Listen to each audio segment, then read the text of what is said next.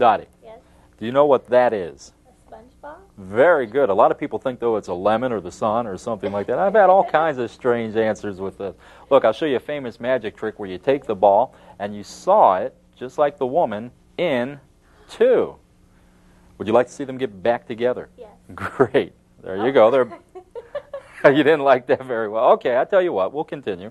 Look, what I'll do is I'll put both balls there. I'll cover them up so you can't see them. Okay? Now watch. I'll take this ball, put it over there. This ball, put it here. Say the magic words, abracadabra, and look.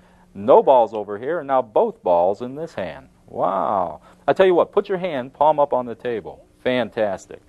What I'll do this time is I'll take this ball. You take that one. Squeeze onto it tight. Okay. You can let go of my finger. Turn your hand over. I'll wave over my hand like this, and look, my ball disappeared. If you'll open your hand, oh, she's got them both. That's fantastic.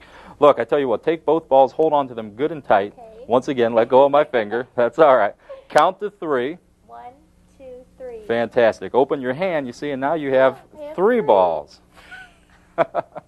All right, this time, this is what I'll do. I'll take one ball and I'll put it into the pocket. I'll take another ball, put it into the hand. I'll take another ball, put it into the pocket. How many balls should be in the hand? 1. That's what they all say, but you see there's 3. They're all back again.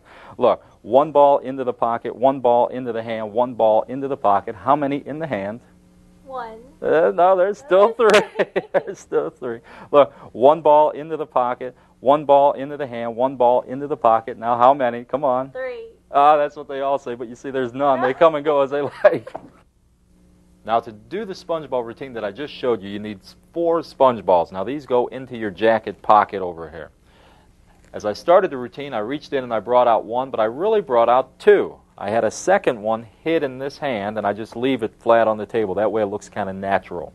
Draw attention to this ball, ask you what you think it is. You got it right the first time, which is great. Then all I have to do is add this ball to that one. So I just simply lift straight up with the ball, put it right on top, rotate it around a little bit, and then just saw it in half with the finger. That's it. So that makes the ball cut into 2 balls, okay? You can do the joke about putting the balls back together and all that.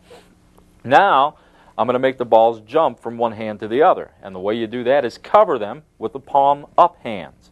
Now, as I pick this up, I do a false transfer like we talked about earlier. Just pretend to put it in there, and I pick up this ball. Now, they think there's 1 in each hand, but when I say the magic words and open up, then, of course, you've got 2 over here, which is kind of nice.